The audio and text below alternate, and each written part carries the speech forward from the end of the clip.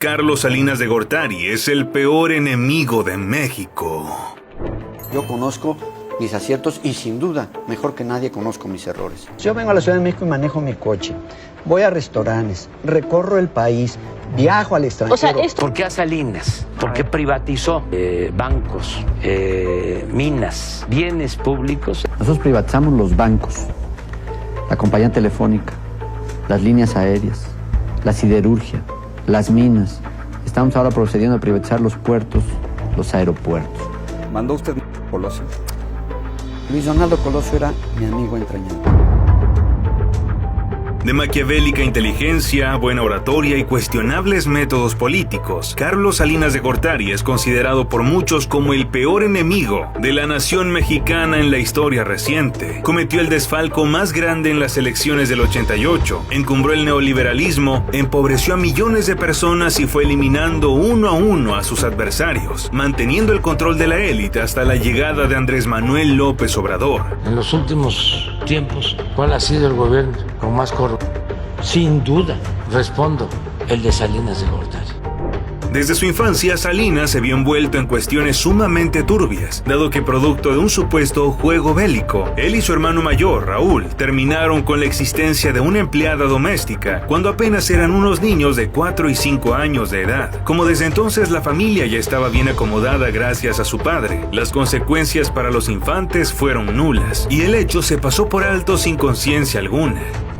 Lo cierto es que conforme fue creciendo, demostró una capacidad impresionante, primero en los estudios y luego en los cargos públicos que fue ocupando. Siempre él había triunfado, un niño aplicado en la escuela, nerd se llama ahora. Fue un alumno eminente de Harvard y ascendió rápidamente en el poder, a tal grado que agencias de inteligencia reportaron desde la década del 70 que Salinas tenía grandes aspiraciones en el gobierno mexicano. Lo anterior terminó siendo ratificado con el dedazo que le dio Miguel de la Madrid, su antiguo profesor en la Facultad de Economía, para ser su sucesor en la presidencia. Así dio inicio al reinado del terror, cuyo primer gran impacto sería la elección de 1988.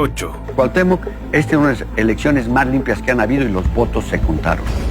El líder de los tecnócratas arribó a la silla presidencial gracias a la llamada caída del sistema, una artimaña en la que se falsearon los resultados de la votación, los cuales en un principio favorecían al candidato de izquierda, Cuauhtémoc Cárdenas, hijo del Tata Lázaro Cárdenas. Finalmente los comicios se los llevó el priista, con un sospechoso margen de más del 13%, pero esto solo fue el principio de una gestión plagada de irregularidades. ¿No hubo fraude? ¿Sabe lo que las actas señalan? Aquí hubieron irregularidades, por supuesto. Si esas actas, la suma de los votos muestra que ganó el candidato del... Entre el 88 y el 94 se instauró un régimen neoliberal en el que se privatizaron centenares de empresas paraestatales y se benefició el saqueo de recursos nacionales por empresas extranjeras. Que si privaticé los ferrocarriles, que si entregué la banca a los extranjeros, todo eso es política ficción. El resultado, una de las peores crisis que ha vivido México en la última mitad del siglo.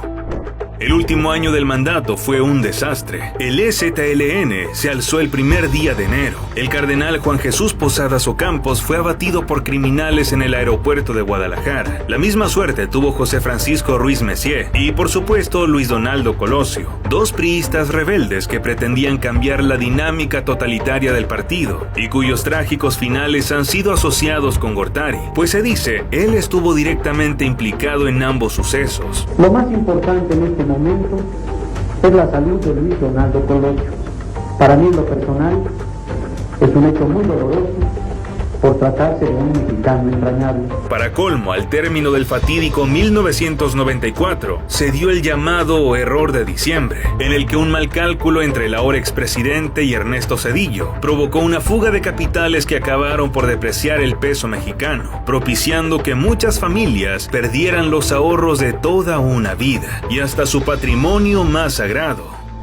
Pese a que apenas un sexenio más tarde llegaría la alternancia con Vicente Fox, hubo alguien que advirtió que los hilos del poder seguían siendo los mismos. Ese hombre fue Andrés Manuel López Obrador. El tabasqueño inauguró el nuevo milenio, convirtiéndose en el principal opositor de la oligarquía, y desde entonces señalaba abiertamente que PRI y PAN eran manejados por la misma gente, y que Carlos Salinas estaba plenamente implicado en las decisiones que tomaban las nuevas administraciones. Esto quedó comprobado cuando en una entrevista con Denise Merker, la líder sindical Elba Ester Gordillo confesó que la reforma fiscal de Fox se discutió en casa del propio Gortari, a más de 10 años de haberse quitado la banda tricolor. Y fue en casa del Liceo Salinas.